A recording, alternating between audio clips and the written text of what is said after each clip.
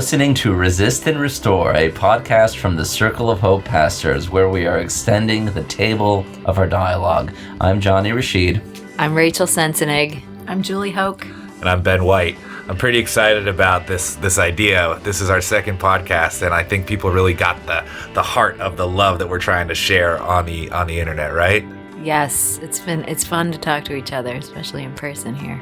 I think we're surprised that the uniqueness of our dialogue, we say dialogue keeps us together and protects our gravity, our dialogue of love. That's actually a unique feature for a church, which usually just has a talking head, right? This is a whole different kind of thing. Mm-hmm. We're dialoguing with each other all the time. I can't. You try to get me off the phone, you can't. I keep talking. It's true. This first section is Talkback because that's a distinct feature of what we do. In our Sunday meetings, when we share talk, we open it up for Talkback for people to share what they're thinking, ask questions, add to what's been said, or even contradict it too. So we're getting people to talk back on Instagram. Our question was, what does waiting on God look like for you? Nice. We got some good answers. I'll read them to you. Here you go. Sometimes anger or frustration that things aren't going the way I think God thinks they should. Hope for things unseen. A song that I love sung by Debbie Holloway. For God alone, my soul waits in silence. I don't know Feels that one. real. I haven't know heard that who one. Debbie Holloway is. We should look that up. Breathing into my tense belly. I can totally relate to that. Mm-hmm. Taking care of the things I know I have no control of and can't do alone. Diligence in the place that I am, in a spirit of trust and rest in Him for what is to come. Diligently waiting. Trusting the process, not being too quick to grab for solutions. Embracing the unknown. And simultaneous frustration and peace. That's what it looks like to wait on God for people who are talking back to us. What do you guys think? What does it look like for you? Hashtag Sam Hinkie died for our sins. Yeah, I like that trust the process guy. I think trust the process is, of course, the Sixers slogan as we await our liberation. And so I think waiting on God sometimes looks like waiting for a championship. I'm serious. I think a practice in Christian waiting is being a Philadelphia sports fan. You talking about practice? We're just talking about practice. You just talking about practice? It's not even a game. I wasn't thinking. You guys are amazing. Do you know what we're talking about? Barely. It's Allen Iverson. Greatest of all time. Allen Iverson. No, I was not thinking that specifically or even that big because I think this question is so great because we all have this longing by nature of being human. We're in a constant state of longing, and if we can learn to direct that to God, we're doing great, even in the tension of it. So, like you said, Joel, I could really relate to the breathing into my tense belly. I feel like I do that when I'm doing well. I do that all the time with centering prayer. I often use the Jesus prayer, but I was doing it this morning because I was feeling real crabby about waiting on Circle Kids, our battle with L&I.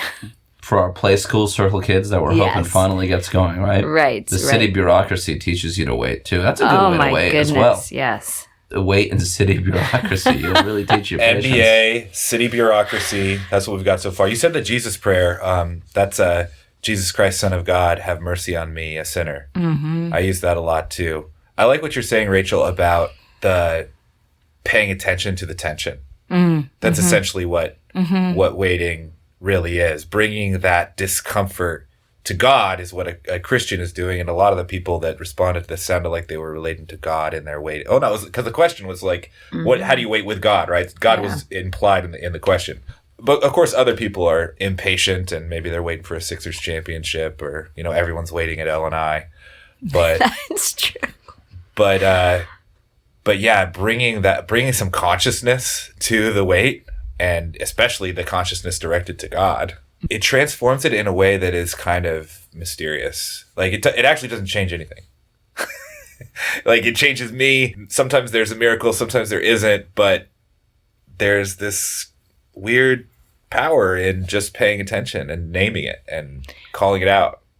Yeah, and I think it does change us with the awareness that the living God, I always say the Jesus prayer with Jesus Christ, Son of the living God. Ooh, more words. That the Nice. living God is active and at work right now in my life. And when I can call that to my attention, to my awareness, I am comforted. I can wait. I can wait in that awareness. But there are so many other active and alive forces that are, influencing us and offering us things to turn to, so that we don't have to sit in the dis-ease or the discomfort of waiting. So I think that is the difference, the turning that you're talking about, turning to God. The living God is it does take practice, because it's so easy. We get messages and opportunities all the time to turn Julie, to what are things. some of those messages Yes. and people or what are the forces that you're talking about, Julie? It can be anything as simple as like just going to eat something, instead of feeling what we're feeling, or tuning into that, or turning to God with what is in our hearts. That discomfort, we feel the discomfort all the time. Oh, right? we cope with it. So the force would be like hunger or boredom. There's these internal forces that are pulling us. Yeah. Is that what you're saying? Those forces are real, but I don't even think it's the force of hunger that causes us to turn to food. I just threw that out. But like whatever, alcohol, food, it could be consumption. It's consumption of some sort, right? Or distraction of some sort. There's all kinds of ways that we can distract ourselves from waiting on God with the dis-ease or the heartache or the grief or the whatever it is that we're feeling. Yeah, there's false hope that I think can interrupt our waiting. And you might want to do this yourself, but even as you're reading through parts of the Old Testament, the majority of which was written in a period of waiting in captivity. The temptation for God's people is always to find some way out that isn't God. And so there's the real oppression that we feel in our waiting might cause us to commit idolatry, to use a big word there. I feel that. It's hard to wait. It's hard to wait for liberation. Interpersonally, I want to be liberated from the condemnation that I still hear from my father, right? That's a personal thing for me. Yeah. But I also live in a world of sin. Like, how many school shootings do I have to endure? How long, oh Lord? How many black boys being killed by police? How long, How many people oh Lord? suffering from addiction are going to have to die? Yeah, exactly. Those are, and it really is living in this in-between time. I am awaiting Jesus' return. That is what I'm waiting for, while I'm also bringing it about with you, with Circle of Hope. Really. Right. So the waiting is active. Yeah. Their waiting is not just imply inaction or something and comfort with inaction. It is an active participation in waiting on God and waiting on the kingdom of God to be revealed. Absolutely. Yeah, and I think the part that comforts me about God being alive and active is that Jesus is for us. Like not just like doing random stuff in the world, but like bringing people together and working toward reconciliation and working on behalf of people's healing and wholeness. And that's what comforts me, like calling that to mind.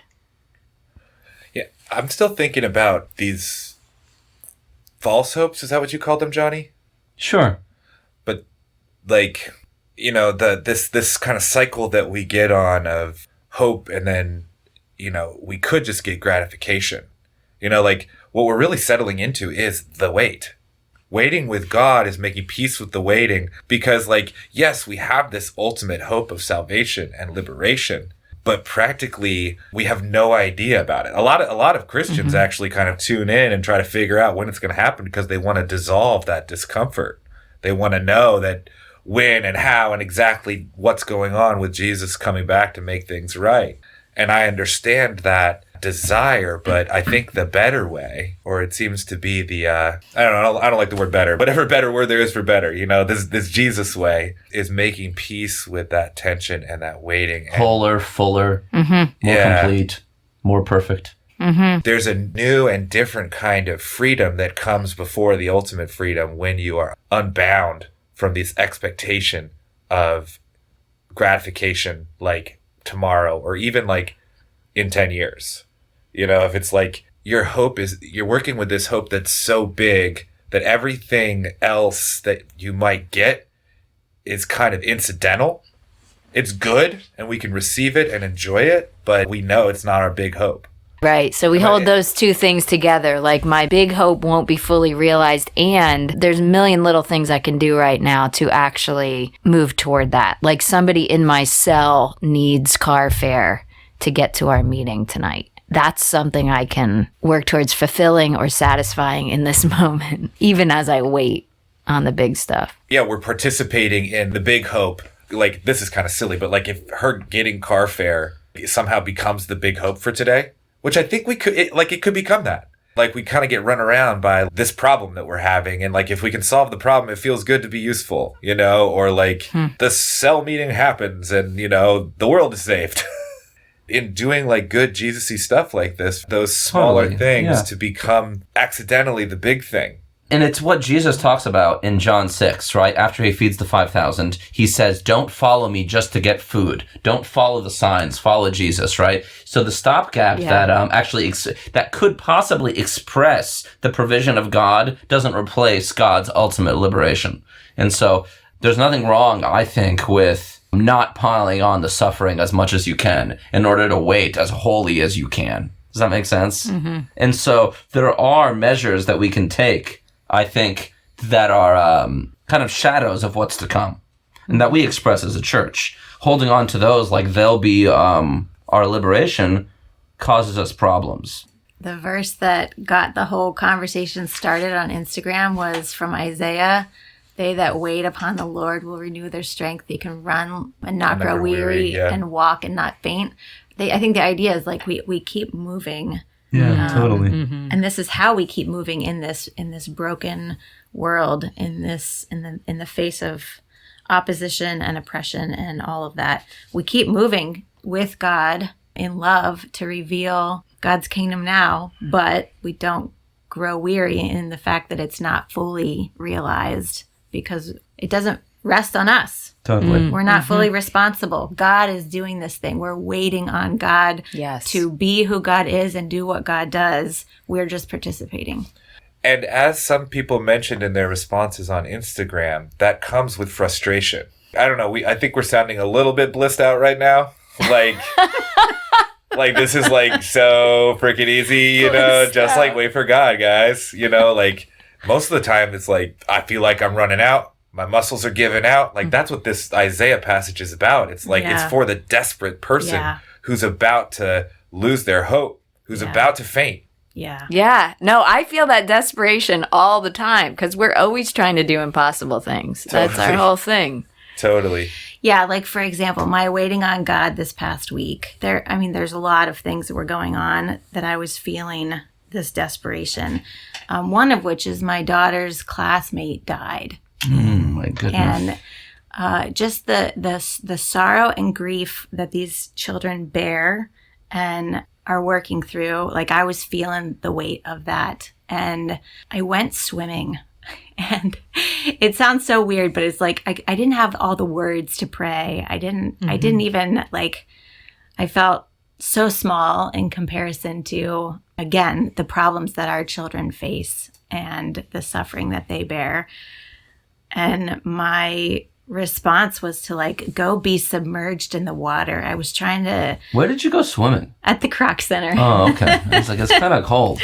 Yeah, there's a rec center near my house. But it really helped me to have a physical reminder of what it means to float. Or what it means to be fully submerged in this water.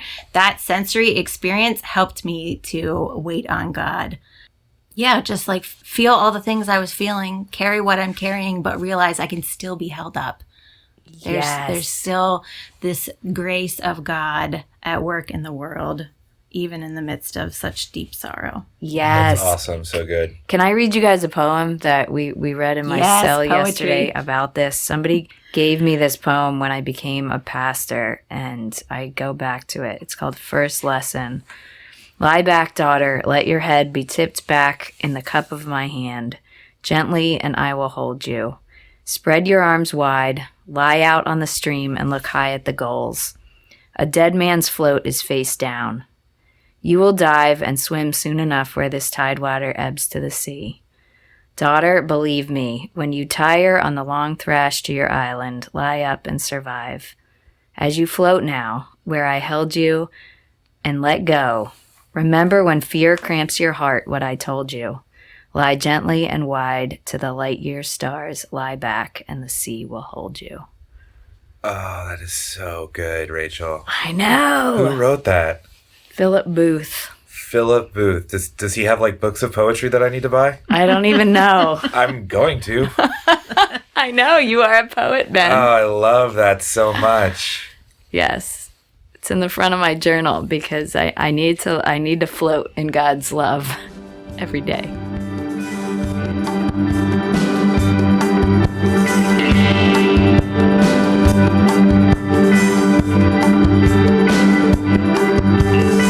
We have listeners all over the country, but if you're local to the Philadelphia region, there are opportunities for you that I want to share. In Circle of Hope, we are approaching the season of Lent, which starts on February 26th. Lent is a period of fasting and confession as we await the death of Jesus. And so we're in a solemn kind of sober process together, and it's a really great opportunity for spiritual renewal and development. Lent is about moving through our pain, and on March 8th, there's a special opportunity for you to do that. We want to share our hope, our healing, and our love in a painful time. So you might be experiencing darkness, and we all are really. So this is an opportunity to come for rest and for hope. No admission charged, no strings attached. It'll be a musical evening full of singing and reflection. This happens at March 8th, 7:30, 1125 South Broad, which is near Broad and Washington. We want you to talk back to us, so if you have a response or a question or even feedback about the production of the show, email resistandrestorepodcast@circleofhope.net. And we're also online. You can find us on Facebook and Twitter and Instagram, and even through our Instagram stories, you can respond to us too. Circle of Hope Net is where you would find our stories where we're asking the questions that prompt our dialogue.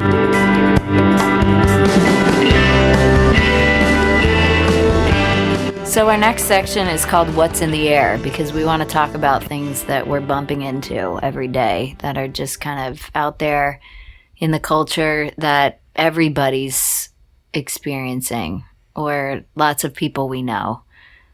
So this week we were thinking about how everybody has a problem with somebody. We can see this on the news. We could see it in our interpersonal relationships. Where are you bumping into this? People regularly deal with interpersonal conflict, and so much of it goes unaddressed. Talk to undergraduates about this. There is so much tension that goes unaddressed, and then people stop talking to each other for like ever.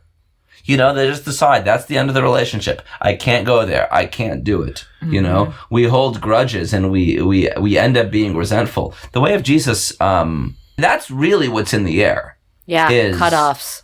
People's records from 10 years ago, 20 years ago are brought up again because we can never let go of anything. Well, and we all have a record. Mm-hmm. Totally. You know, everything we think and feel in the moment often gets published and kept forever by some corporation that thinks it belongs to them, you know? Yeah, so I have 20,000 tweets. That's a lot of material. Yeah. You have 20,000 tweets? It would appear to be. Well, you're on record. Have you ever beefed on Twitter? Oh, I beefed today on Twitter. That's kind of what Twitter is for, right? Yeah, but I like to tag people. I don't even subtweet. I just get you right on there. Oh, you directly confront on Twitter. I've never confronted you on Twitter directly. That's because I'm barely on Twitter. Yeah, I know. Like it's not much of a zing if like 3 weeks later you reply. Yep. But I'm thinking about how these cutoffs aren't even a new thing in the world with social media and all that. Totally. It's there, this Just has been new ways happening to do forever. Yes.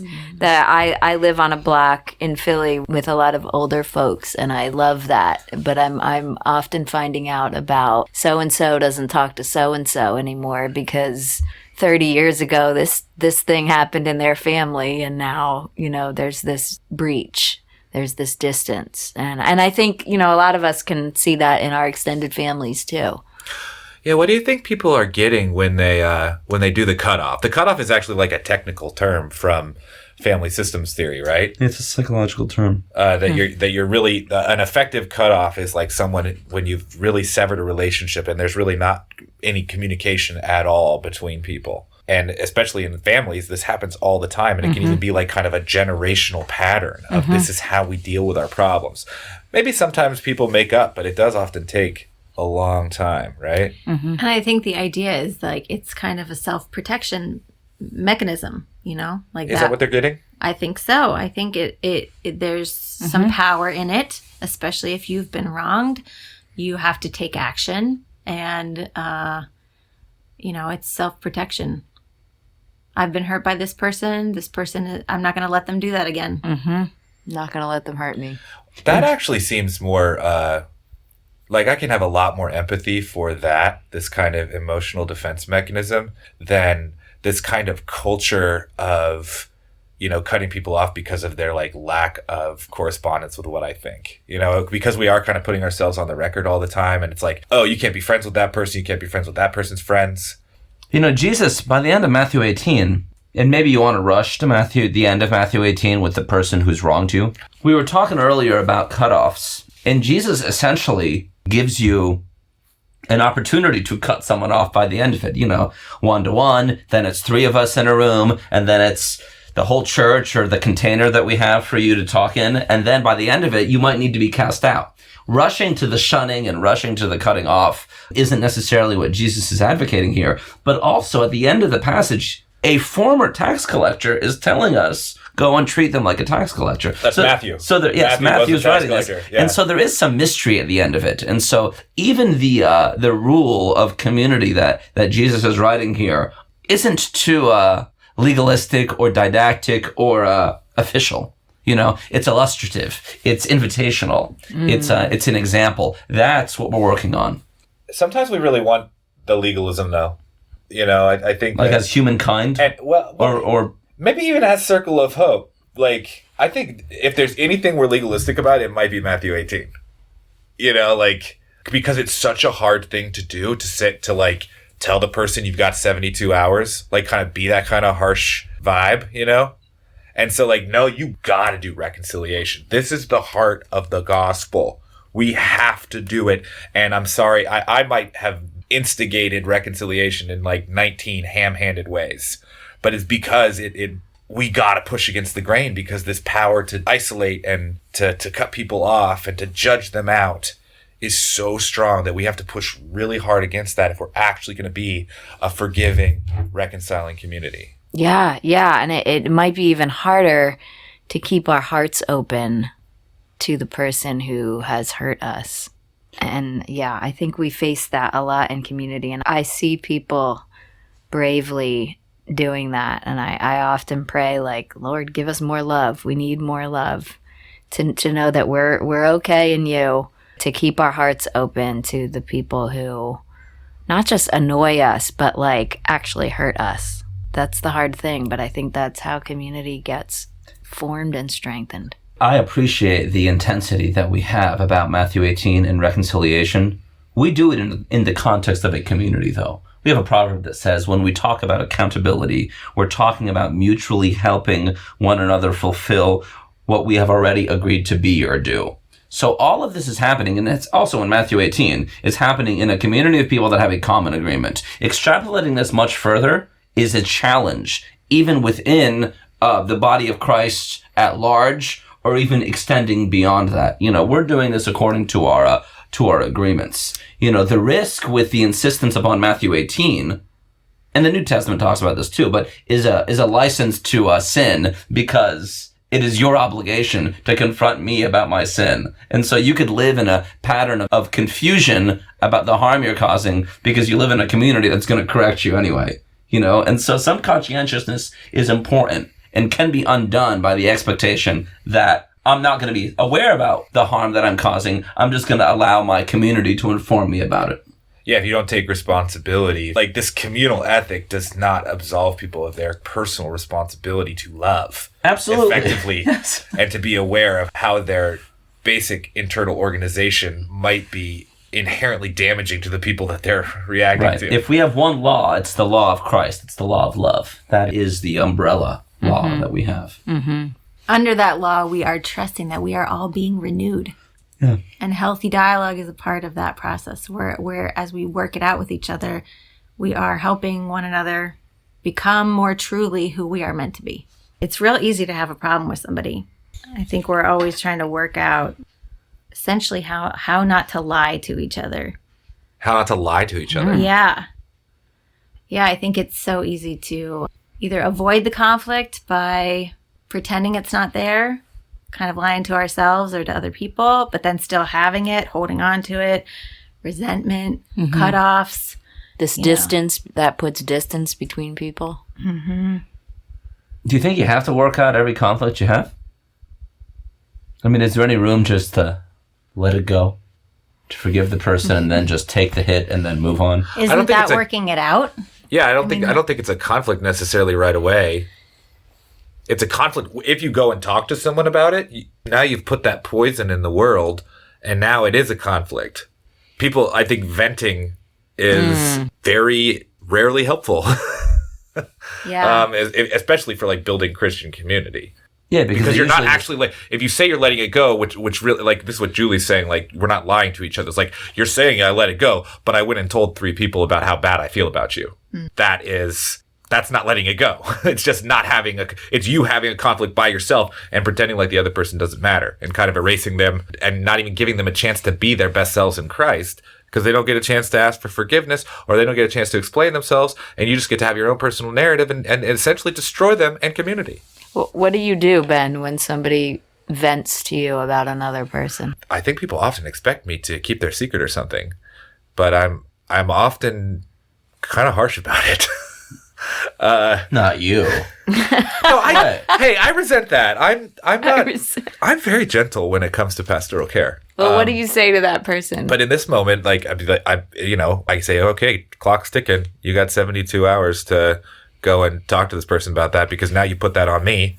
And what, you want me to keep this secret from them about who they are and what they did to you? Like now I have to keep that secret for you? I think sometimes when we vent to somebody else, we're like releasing the pressure that we feel, the emotional pressure, and where it's self-defeating because then there's no internal drive really to go back to the person directly to work it out. We're just releasing the pressure to somebody else who will collude with us, make us feel better about ourselves. And so what you're doing when you say that to somebody is you're adding the pressure back. You're saying, no, don't release the pressure on me. For healthy dialogue, for reconciliation, for a chance at like truthful relating, you have to take this to that person directly. And the reason to do it, if you go to Jesus' teaching in Matthew 18, Matthew 18 is the chapter about community care. It's to retain the person that sinned against you. It's to keep them in the community, you know? And so sometimes it can feel like if you say, hey, in 72 hours, you got to go talk to this person or else I'm going to talk to them. When I say that, I mean, no, I'm actually they're going to have to leave the church.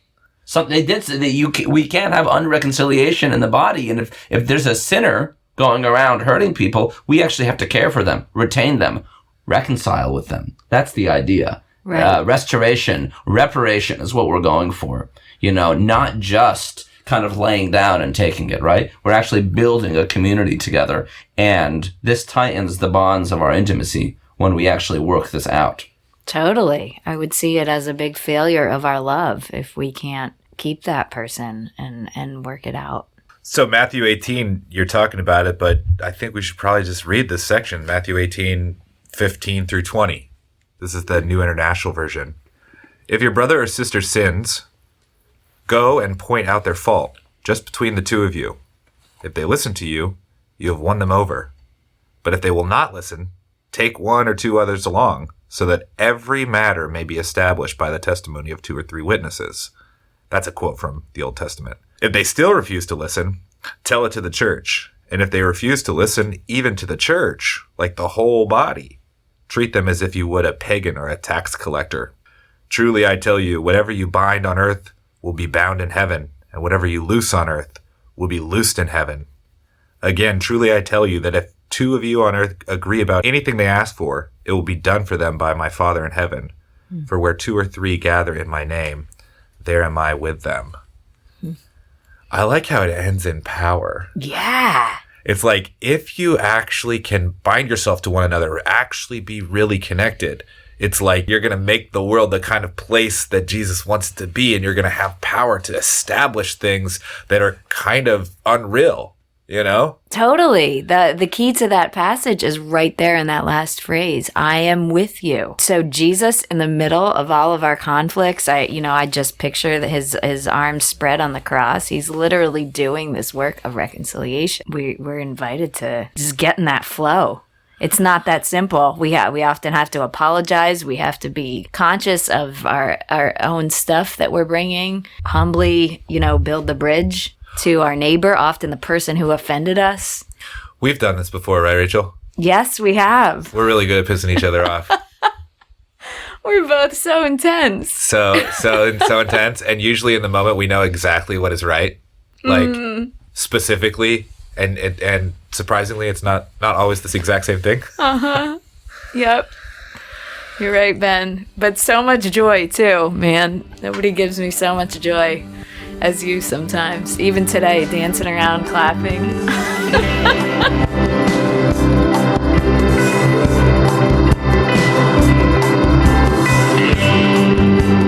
All right, it's time for Spiritual Show and Tell. I'd like to read you a poem to get us started. Oh, God. I write poetry. You can follow my poetry. So this is your poem. This is my yes. This is a spiritual insight I had. There's on my blog circleofhope.net/Ben White. You can check it out. I even started making recordings, like my hero Malcolm Guite. I made recordings of me reading it, so I have a SoundCloud page now too.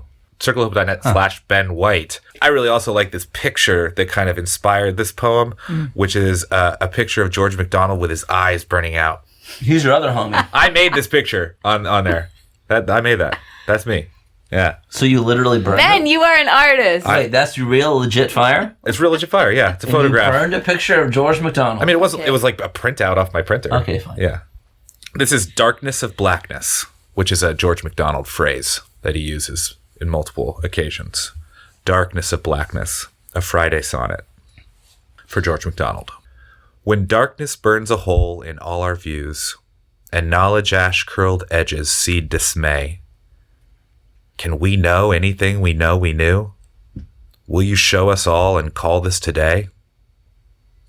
We see few truths with heartless, burned-out eyes, twice seared, with every disappointment first, and second by the fire's condemning lies.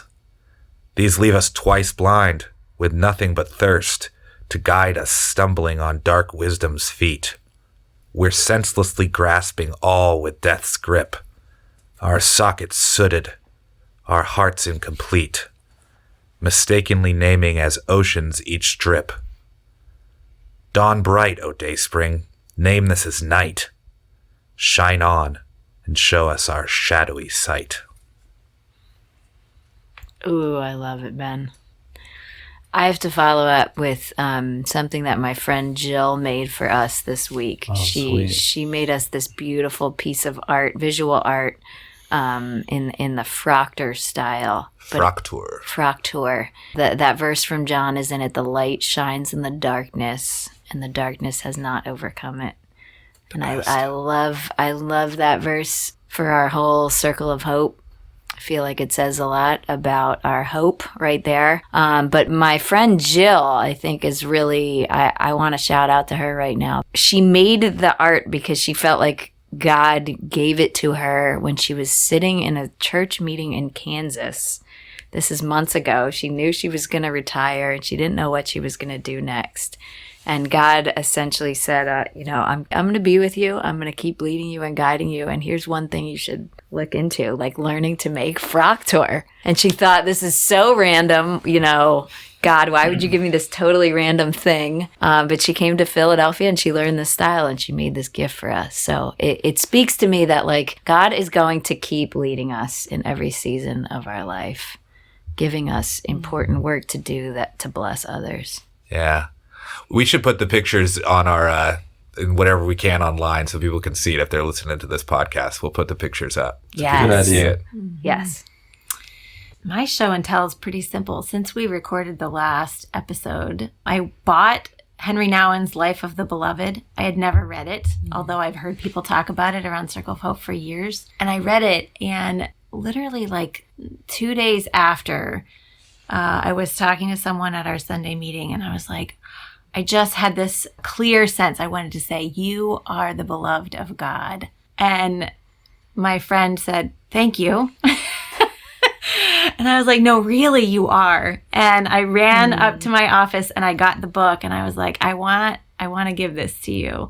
And he read it in the next 24 hours and was like messaging me about it. So I just think that's my gift, my show and tell of like, you all gave me a gift just in the ways that you influenced me, and I was able to give it to the next person. As I was introing my cell meeting last night, I always say something like this. I say, every human connection, every human relationship is a miracle of Jesus. And Circle of Hope is kind of premised on this idea that this relational work that we're doing can actually change the world. And it is really hard to get from a one-to-one relationship to world redemption, world restoration, salvation, the whole huge, grandiose project of the risen Lord. But this quotation from Peter Seeger, Peter Seeger. Sat with more me. commonly known as Pete Seeger, the folk artist. Also known as, I wanted to make him sound more robust.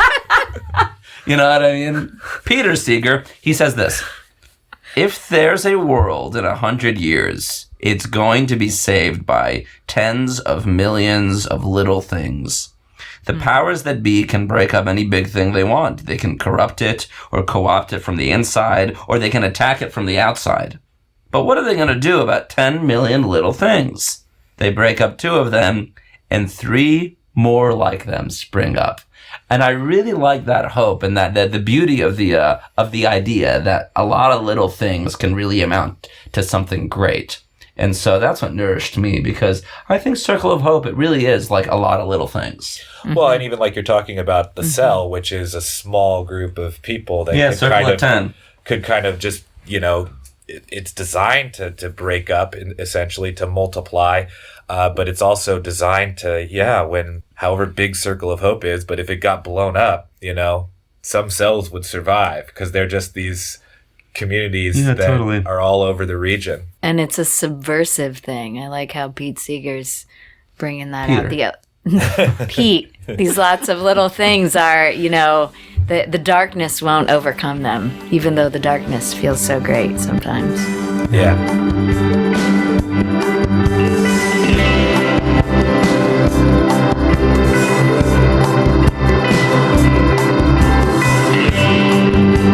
Thanks for listening to this episode of Resist and Restore. We really want this to be a back and forth, so email us, resistandrestorepodcast@circleofhope.net, and we'll be able to respond to you there, maybe even feature you on the show. You can also find us at all the main social media places, Instagram, Facebook, Twitter, and so on. We want a lot of people to hear us and hear what we're sharing, so if you do too, kick us a few bucks at circleofhope.net/sharing. And if you can't afford that or you don't feel like doing that, wherever you listen to this podcast, give us a positive review, like a 5-star review would be great. And then more people can hear us. It's been good to talk to you. Hope to hear from you soon.